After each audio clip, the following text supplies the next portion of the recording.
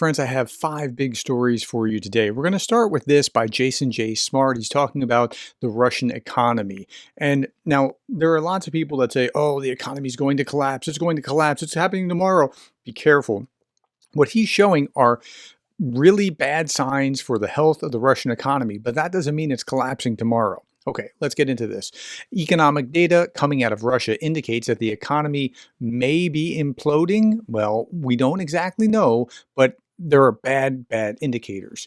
Okay, here's the Kyiv Post article where he's talking about this. Russian officials claim that the national economy is flourishing with a GDP, that's gross domestic product growth rate, of 4.6%. The higher, the better for GDP in the first half of 2024. But a closer look at the numbers indicate that there might be trouble. Professor Steve Hanke, an economist at Johns Hopkins University, calculated earlier this year that real inflation in Russia is 27%, a stark contrast to the 9.1% claimed by the Russian central bank. Look, 9.1% would be like we'd be having our hair on fire in the United States with 9.1%. Okay, Russia plans to increase 2025 military spending by 24%. So that's already accounted for, and that's going to lead to extra trouble. Then the unemployment rate in July 2024 was 2.4%, something that is a worrying sign according to an economic model called the Phillips curve, which suggests that as the unemployment rate decreases, the inflation rate increases, or vice versa. Now this makes sense.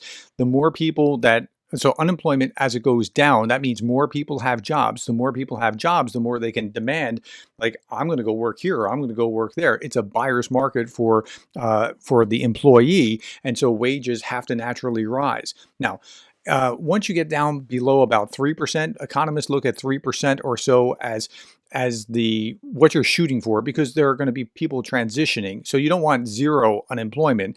People will be transitioning between jobs for one reason or another. For a normal, healthy economy, according to MoneyChimp, a target unemployment rate should be in the range of 4 to 6%. Yeah, I'd be happier with 4%, because once you get below 3, that's bad, and you don't want to go too high either at the same time. But yeah, there's a thing here that's going to be accelerating. Now, let's think through this. Why would they be having 2.4% unemployment? Because they're killing people at the front lines, and then they're, putting people. They need all these factory jobs to provide more missiles and munitions and things along those lines. So pretty much, if you want a job in Russia, you can find a job in Russia. Might not be a good job, might be dangerous, but okay. Russia has created an economic bubble that may soon burst, but we don't know when it will burst. That's a trick. We know that these are bad signs. It's like saying you have a fever, that's not good, or you have this bad rash. We can see it, but we don't know how far the system can be pushed before it just devolves. Now, there's another monster looking to wreak havoc on the Russian economy. That's ruble devaluation. The Russian national budget is built around the precept that oil prices will maintain a price of around $72 per barrel. Every cent below that value represents future deficits for the Russian government. So again, they need to sell oil and gas. That's about a third of their budget between the two of those. And if they can get $72 a barrel, then they're fine. If they get $100 per barrel, they're in high cotton. But if they get $50 per barrel, now they're going into significant deficit spending. The Russian government should anticipate deficits during the 2025 to 2027 fiscal years. The ruble, which traded at around 84 against the greenback, that's the US dollar, in early August 2024, recently passed 97 to the dollar, and again, the higher it goes, the worse it's getting. However, if oil prices were to fall as low as some predictions of $50 per barrel, economists have projected that the ruble would need to be devalued to 122 to the dollar, or maybe even as low as 135. That's a real danger sign. This is like, okay, remember I talked about the rash and I talked about the fever. This is like labored breathing for the economy. Okay. Now, according to Michael Kaufman, a Russian specialist at the Carnegie Endowment for International Peace, current economic data indicates a, quote, fairly problematic picture in terms of the rate of inflation in Russia's overheating economy, the deficit of skilled labor because the state is pulling workers into the defense industry and contracting them to fight in a war, the steady depletion of Russia's liquid reserves, and the fact that much of the budget is tied to the oil price. So they have problems all around. And remember, even if they're being pulled into manufacturing or things along those lines. They still have a job, but other things that need to be getting done in the economy aren't getting done because they're taking these jobs instead of doing those jobs. So they've got a real problem in multiple ways. Okay. Second big story and third big story are kind of tied together, and that's the headline here. Reportedly, North Korean troops have been deployed into Ukraine, specifically into the Mariupol sector. Now, this is not surprising, aside from the fact that North Korea is responsible for half of Russian artillery shells and missiles fired. North Korea is infamous in supporting the worst regimes around the globe. In 2007, North Korean technicians supported Syria in building a nuclear reactor, which subsequently was bombed to smithereens by the Israeli Air Force, killing dozens of North Koreans and ending that project overnight.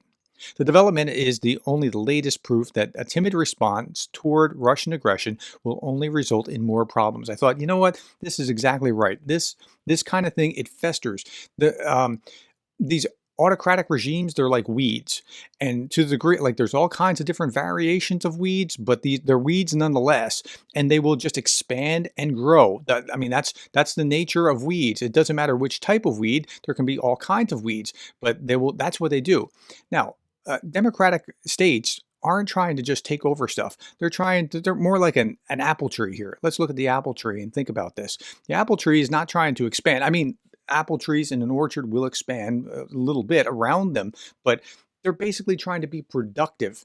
And that's the difference between the Western economies trying to be productive and trying to grow and do useful things, and trying to be a weed that's just trying to take over space.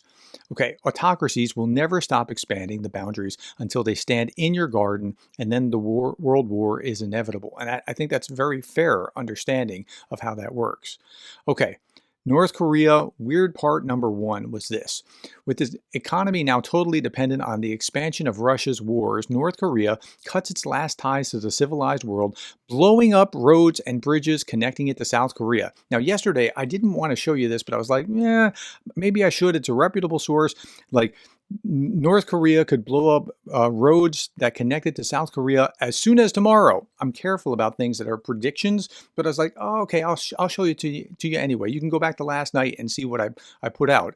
But they actually did. And I'm going to show you them demolishing these roads. It's them doing it. It's not any enemy or anything. They're blowing up their own road. It's fascinating to think, right? So they're cutting themselves off from South Korea's potential attacks. I guess that's what they're thinking they're doing.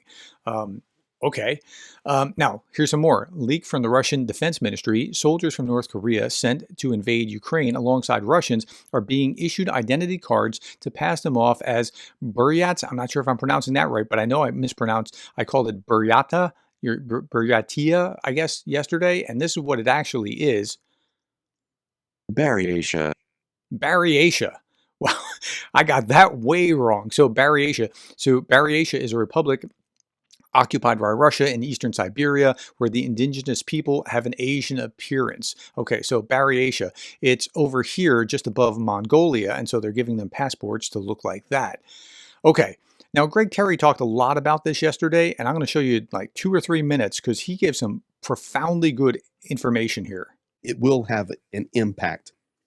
Now, with that said, I would like to give all of you just a few facts about North Korea. The population of North Korea is 26 million people. North Korea, by numbers, has the 5th largest army in the world. Think about that for one moment. North Korea has... So that army is going to be crap, but you can still throw a lot of crap at people and kill them in the process because they can keep coming. And the way that Kim is going to raise his GDP, his gross domestic product, is by making deals with the Russians and making stuff and sending soldiers to the Russians, getting money for that, and then cutting the denominator of the GDP so that there's fewer North Koreans. That's what's going to happen here. It's the 5th largest army in the world.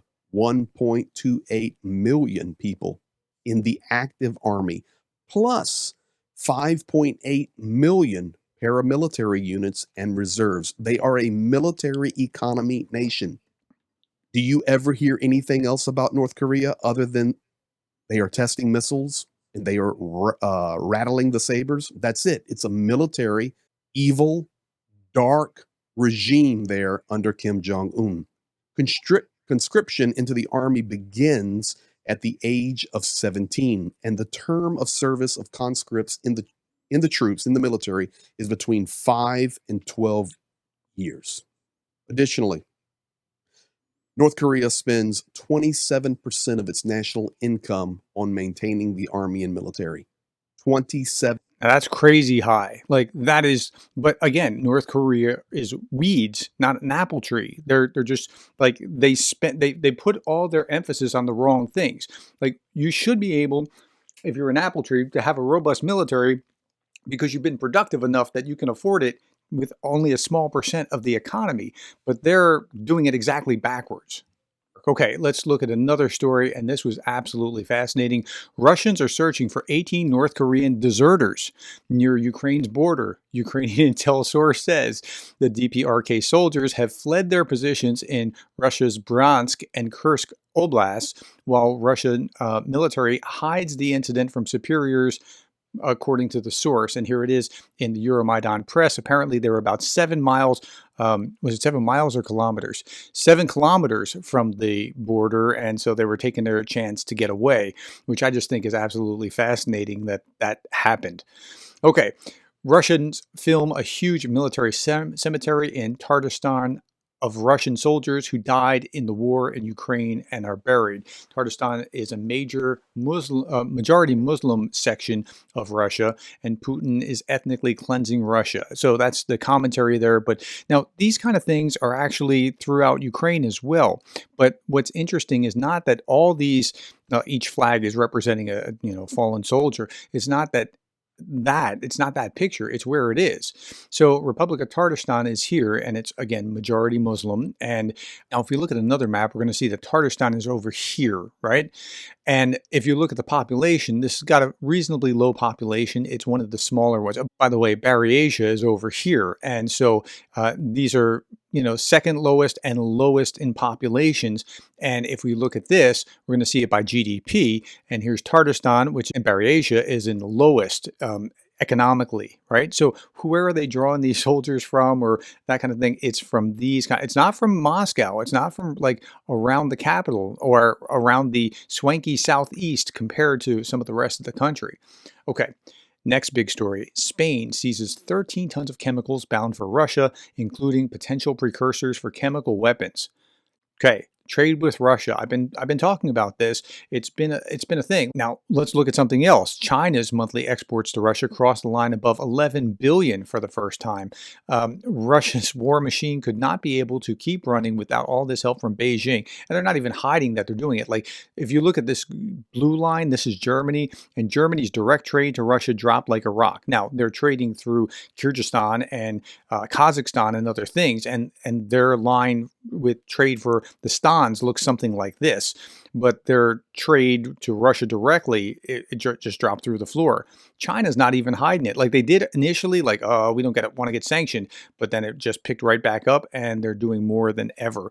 And so, yeah, China's within that axis. Now they're a careful, cautious player within that axis of autocracy, but they're there. Meanwhile, Latvia has completed 80% of its border fence with Russia. I showed you what was going on in Lithuania as they were thinking about actually legit, like full on blowing a bridge between Lithuania and Russia. And this is a border fence. You see Poland doing the same thing. They're all worried that something's going to happen. So the fence now spans 222 kilometers of the 283 kilometer border between Latvia and Russia. Last thing I'll leave you with is this. This is Yuri Gagarin. He's the first man in space, a cosmonaut. And I saw this meme. It made me laugh. Yuri Gagarin didn't drink, didn't smoke, trained all his life in order to spend just 108 minutes outside of the USSR. Okay, my friends, that's all that I have for you. Thank you for your time. Thank you for the likes, the shares, the subscribes, and thank you for being the kind of person that cares about Ukraine.